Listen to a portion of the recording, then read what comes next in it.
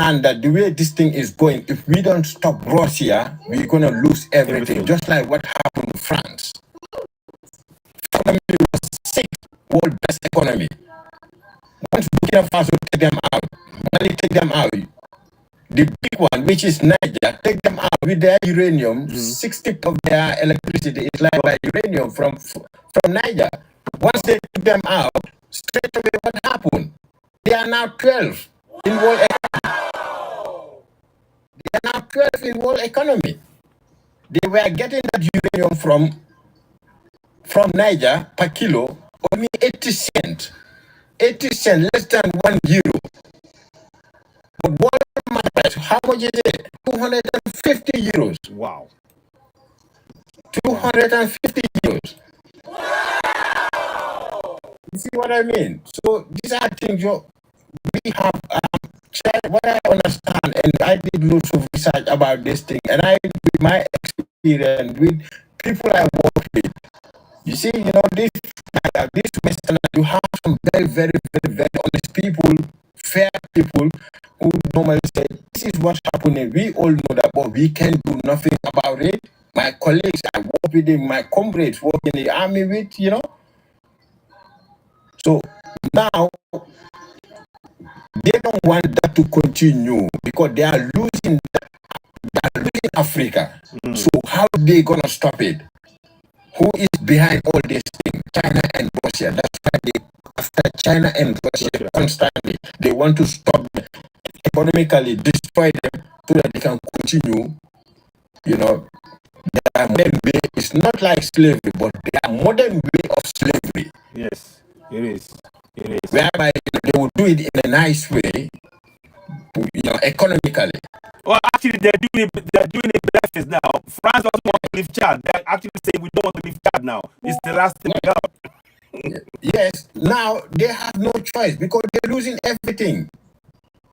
Groups like this, platform like this, it's very important. It's enlightening.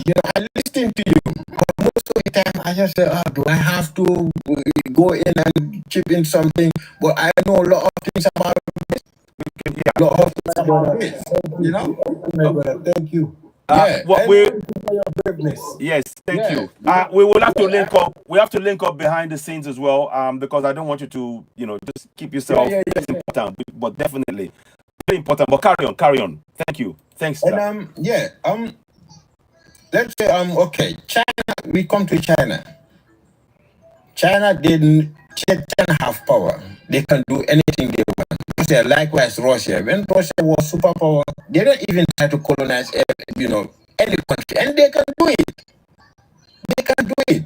But instead, when South Africa was fighting to get their, independent, from that apartheid, regime to collapse, Russia was the country that was sending weapons to give people to fight back. When the West understand that now we are losing, they have weapons, they are killing us as well, they have to back down. Yeah. Stay on alive. Use the word on alive because TikTok gets mad when we use it. Okay, yeah. I'm not that big fan of it. I'm not that big of talking online and yeah. So from there, you come to China. China is coming with mutual interest. China, we all know, China manufacture, like, let's say, that manufacturing, that country is like, they are just manufacturing anyway.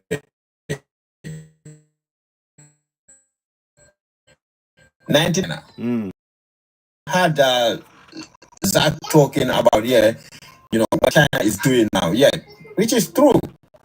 Even my house here, all this TV, Apple phones and sofas and, whatever you see here, clocks and stuff, they're all from China. The West is doing business with China, but they're trying to stop Africa from doing business with China. Anything, from the West here is all coming from China. Dano, can I ask you a question, please? What do you think Africa's biggest problem is as a guy in the army? Africa's biggest problem, someone mentioned religion here. Religion Because if you look, what we focus into religion, we don't think of thinking how to create something. Right. You know what I mean? Yeah. Yeah. Yeah, because let's say Monday to Friday you are on into the mosque, sitting there or church, spending hours there, whereby you can be doing some research. But if we want to change that, how I think we can change that, it's gonna start from the grassroots. But the grassroots, you cannot just change people's mind. It needs to start from the education system. The education system they impose into Africa. They want us to educate, to know something, to express ourselves, but they don't want us to be the brain to be active, to be thinking, to create something, to be proper engineers, to think ourselves. So basically, what they put in there is only the objectives. You can just still hold the book and read and read and read, but where are you gonna implement it? No. It's different.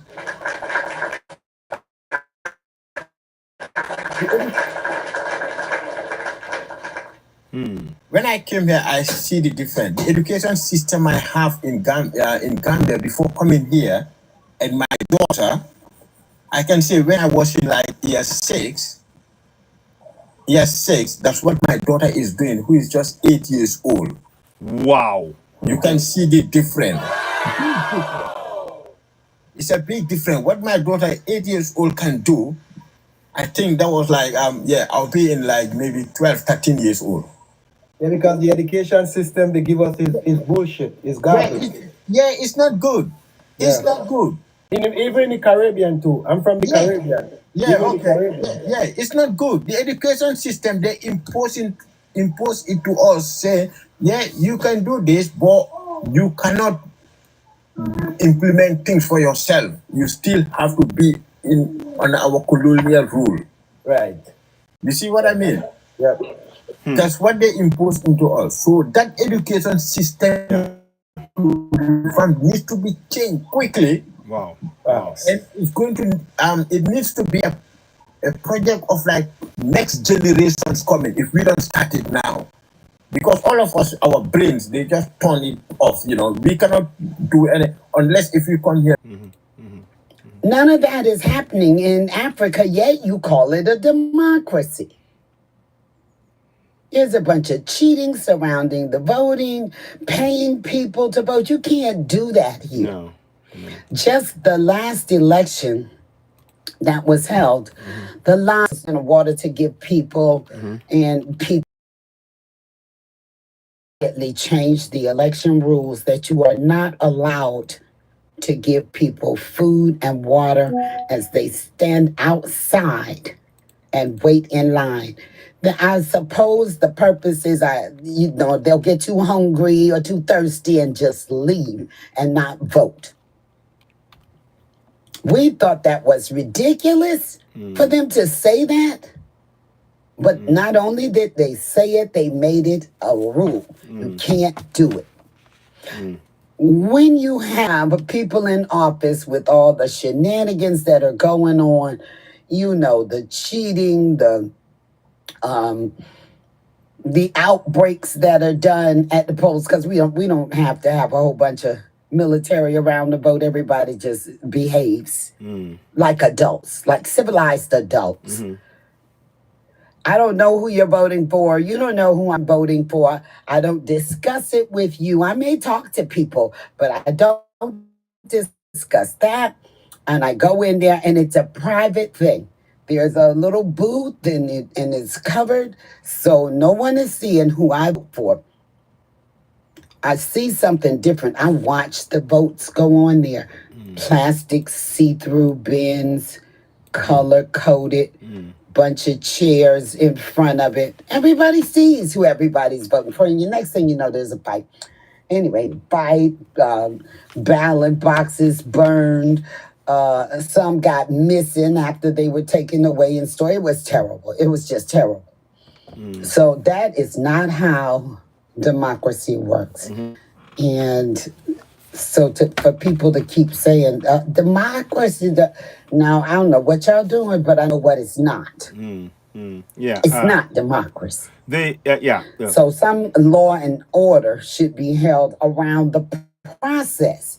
And then the other thing is when you mix in, I don't know who thought that was a good idea, mix in 2 or 3 different types of government. You got a parliament and you got wig wearing people and it's just a lot going on and you just still keep calling that democracy. I'm like, what are they doing? This is weird. It's just weird. Then once that process is over, the president apparently has a little bit too much power. They pretty much doing whatever they want to. So there should be some kind of checks and balances in place. In real democracies, there's a check and system in place. And to tell you the truth, the people in the House of Representatives and Congress have a bit more power than the president. The president has got to try to convince them to do whatever it is he wants to do. And normally it's going to take a while. First going to the House of Representatives, they're going to vote. There are people in there, every state representing the states, and then they're going to argue back and forth about it. I want it. I don't want it. Why you don't want it? What can we do to make this better? They do it in the House. And when they finish over there, when they finally come to some kind of one more vote on this side than the other, then it goes over to Congress and they do the same thing.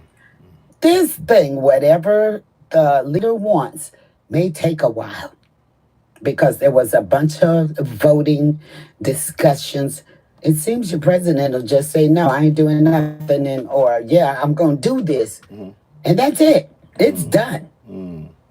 That's not democracy. But people throw that word around. This democracy is a hypocrisy. It is not democracy.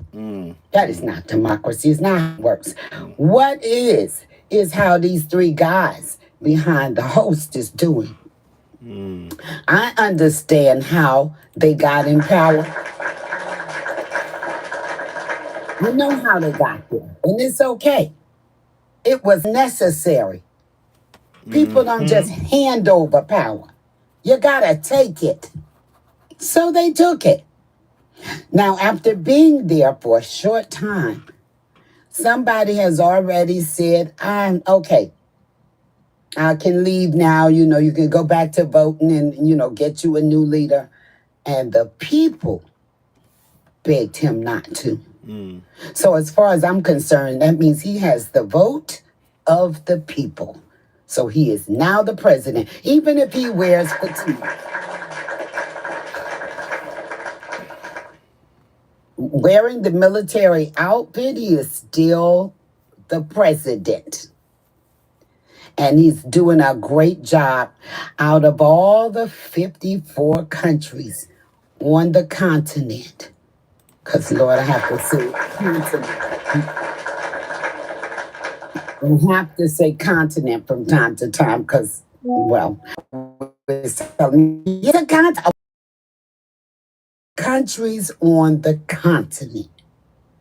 You mean to tell me that only 3 of them can conduct business properly, can do agriculture, education, medical, and everything else that a society needs? What is going on with these other so-called, I'm going to sling that word out there, democracies, where the people went and voted for that bag of rice? Because that's bribery, and, here it's against the law. You can't bribe people into voting for you. But why can't they just get on board? Why can't they see how pleased these people are with it? Why would anybody be trying to criticize a group of people that have been abused and stolen from, and no good health care. Why would you not want that? So he couldn't do it all by himself. There are 3 leaders there and 3 countries there, and all countries need allies. So whoever is for you to help you is your ally. Absolutely. Whatever you all make a business deal about is nobody else's business. Exactly. Exactly. Exactly. It is nobody else's business. If I give you some gold coins, you give me some training and some trucks and some plows, that is a deal between us. Now, when it is a problem, it's when those other nations take big money and just buy a fleet of cars for themselves, buy a mansion for themselves. Of course, criticize. Because these countries made them look bad. In 2 years, they have done more than what the rest of them could do in 50, 60 years. I know they want them to stop. You're making the rest of them look bad. So what, China help? So what? I would take every country that wasn't an ally of my enemy and bring them on board. Exactly. If you're not for my enemy, we can talk. Now, if you're working with the enemy, Stay on over there. I think they did an outstanding job. First, you got to clean your house. Get all the trash out, all of it. I don't care whether you think they're good, bad, or ugly. We don't need nobody, no outsiders in here while we figure out what's the next move to make. So, and another thing, sidetrack. Too easily get sidetracked. As a group of people, us black people, when we see something going on in somebody else's country, especially people that don't look like us, we want to be all involved in what they got going on. How you going to be involved in somebody else's stuff and your house is a mess? You got to stay focused. I'm sorry about whatever they got going on, but I got to straighten out my own house. I can't help you when I have a problem here. Big problem myself.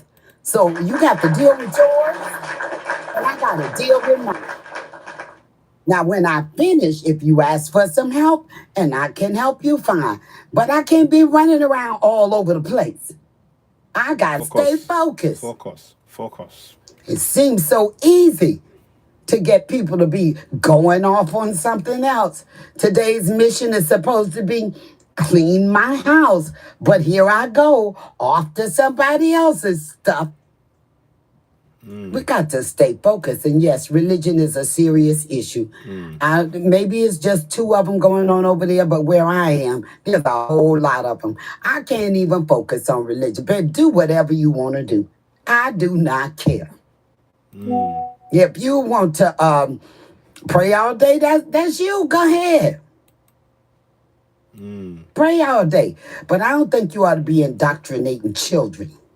You need to let the children, maybe once a week on Sunday. Let your parents distill that. All of this, come to school and don't learn about technology and stuff because you're so busy trying to learn somebody's religion that was imposed on you and borders that were imposed on you. They're gone. Remove the borders. Stop. Do your own school curriculum.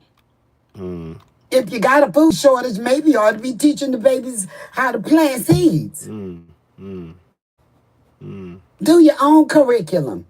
They had an agenda. When these people came, the colonizers, they had an agenda. There was a purpose. And the purpose was so to do what they did, loot. And they have been looting ever since. The whole thing is just evolving just a little bit, getting a little convoluted.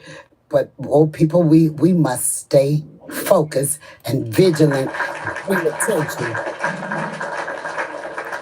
And most of all, we got to protect good leaders at all costs. They must be protected because we know what happens to good leaders. Let them have an opportunity to express themselves.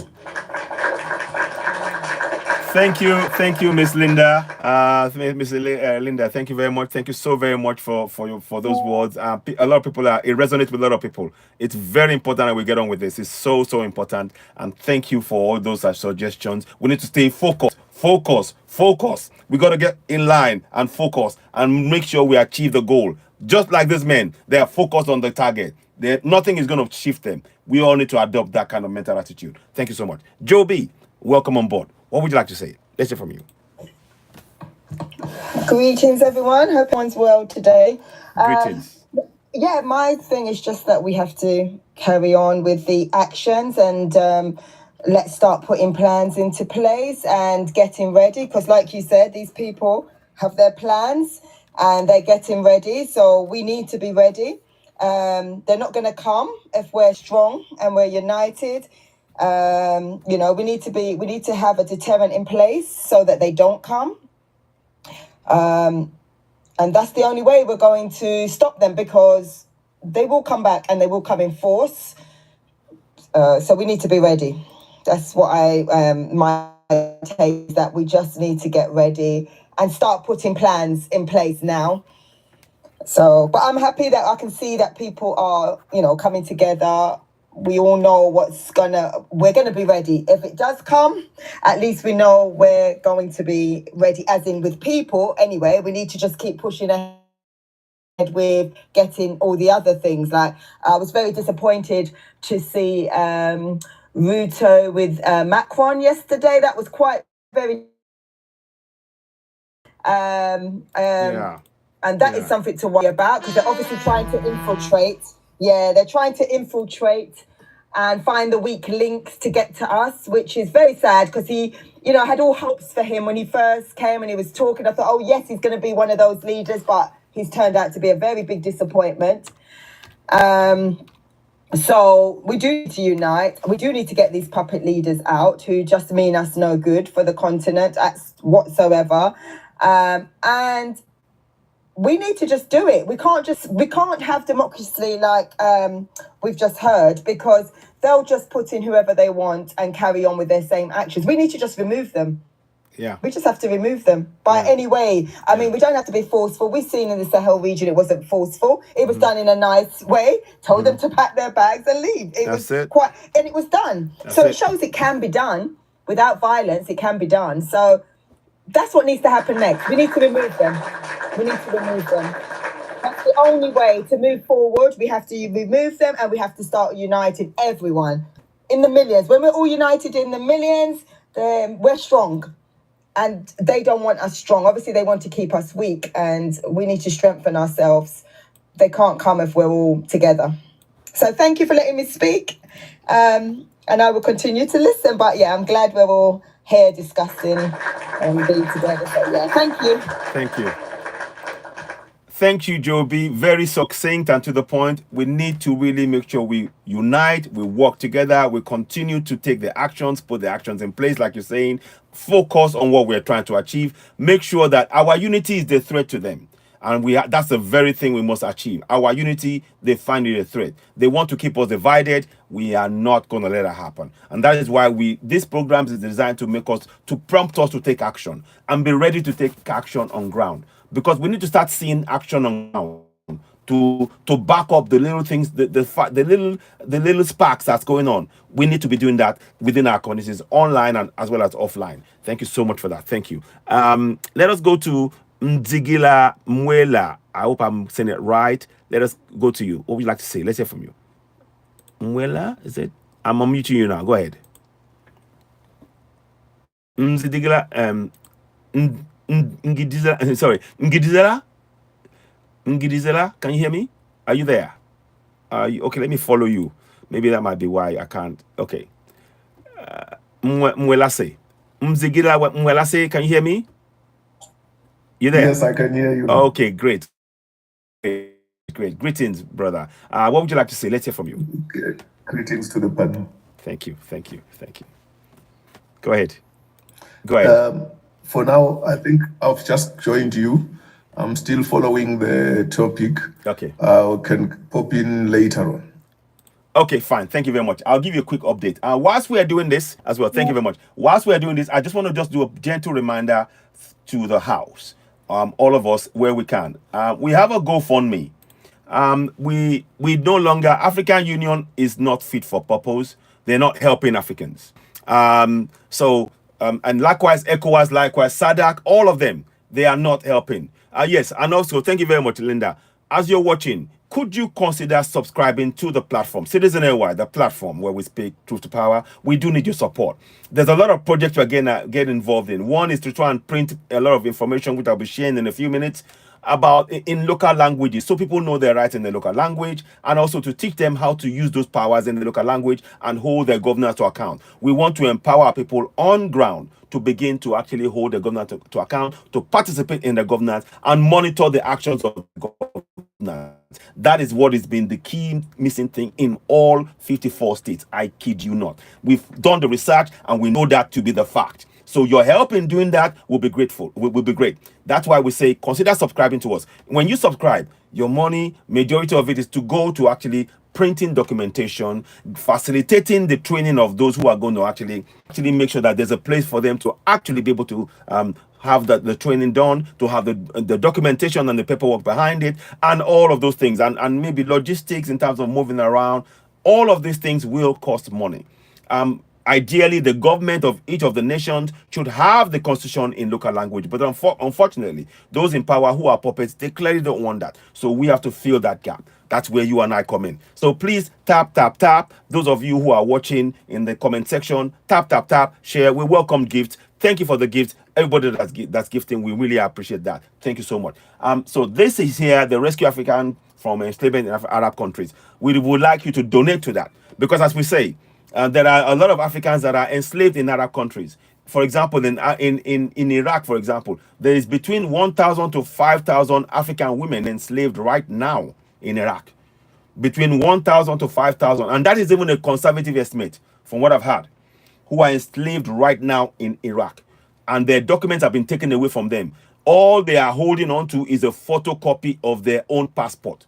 Now, that statement alone should make us all think, why is it that African Union or ECOWAS or SADC are not interfering and intervening right now, calling all Arab countries to a meeting and tell them, addressing that under no circumstances does any government Arab country take the passport away from an African, because by taking away the passport they restrict their movement and it makes it easier. Exactly, AU is a waste of time, and they make it easier for people to be enslaved. Because once they take away your passport, you can't move freely. Once they give you a copy of your passport, you cannot go on an airplane with that. So you are enslaved in that land. But African Union and ECOWAS are doing nothing about that. And that is why we're doing things like this. Exactly. It is painful. I know. It makes me want to cry. And Linda is actually showing the sign for tears. And this is why we're saying it. We need that support. What we want to do on average, and what is crazy about it, they are charging each person $1,200 on average to facilitate their own escape from where they've been enslaved in Arab countries. And yet African Union, zip. ECOWAS, zip. SADC, zip. East ADCR, zip. This is how can we have any confidence in any institution that is silent in the enslavement and watching the enslavement of Africans? And this is why we're saying we support AES. AES will never allow that to happen. And they know that. And these are the things we're saying. So this is, it is so please, your support.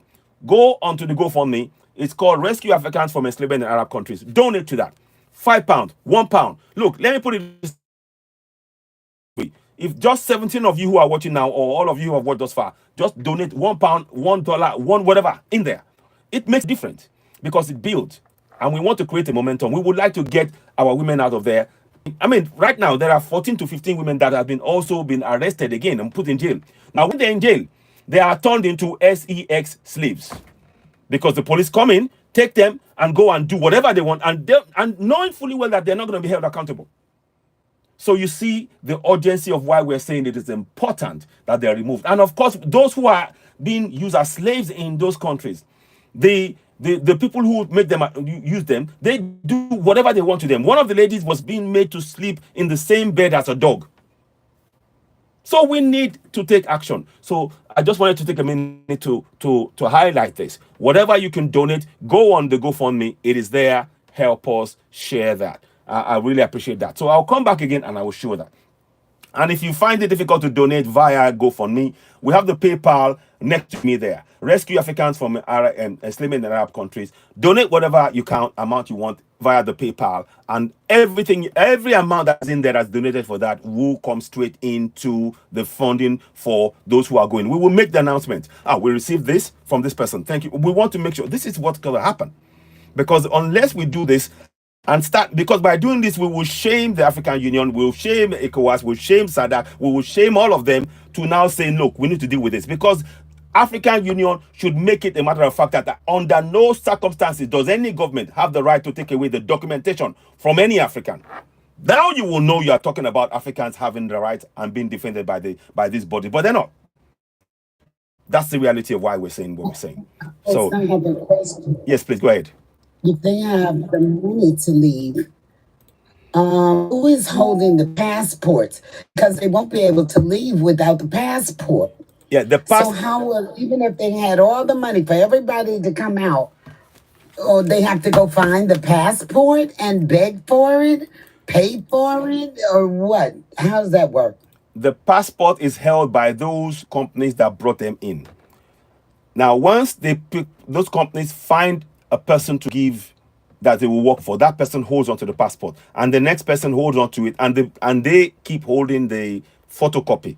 Now, when they get to the airport and go to the police station and they get arrested, the police take a copy of that document that they have on their hand. Once they have the money, the police will process them, and the passport is effectively abandoned. That's the reality of what happens. That's what I've been told by Grace. It's ridiculous. Can you see the sickening manner in which this is going on? The fact that people would be running away from their motherland in hopes of finding a better life somewhere else in the world and ending up being trapped. So the other day, I met a young lady from Zimbabwe. So I said, oh, it's so nice to meet someone from the continent, from the motherland. Mm-hmm. So I want to go there one day. So maybe we can plan a trip and go together. And she said, I can't leave for the next 5 years. I said, not even for a visit. What if something happens to a family member, or you're just exhausted all the working here? She said, no. The type of visa that she got to come requires her to stay here for 5 years. No matter what's going on there, she can't go home for 5 years. I said, are you kidding? Because this seems real weird to me. I know if I want to go get a passport, I don't see any reason that they would keep me from getting a passport, a visa, going, coming, as much as I like, in and out of the country, in and out. Why is it that Africa has these limitations on movement? I just don't get that. Yeah. Where do they do that except Africa? Exactly. And there is the point. Once you say everything you said, once you add Africa, then it's open season. And that is the problem. And if they keep telling us that Africa is a great place, as the leaders keep saying, yes, they are protecting Africans, and then when it comes to when they should speak up for Africans, they suddenly lose their tongue. They're suddenly they go silent. They don't do what and this is why Joe, we are so disrespected. And that is why that program, we talk about this. I mention it, I talk about this daily. Every time I come on air, rest assured, you will see me talk about this, because we need to address this. And it is sure evidence of why we no longer have any any confidence in African Union, in ECOWAS, in SADC, and EADC, or all of those bodies, because they are just paying lip service. They are not doing anything to support or protect Africans all over the world. And that is why we're saying we need leaders like AES who are working for the people of Africa on the African continent to benefit from their own resources. So we make no apologies at all. So exactly, if we unite and take charge, we could stay on our planet. And that's the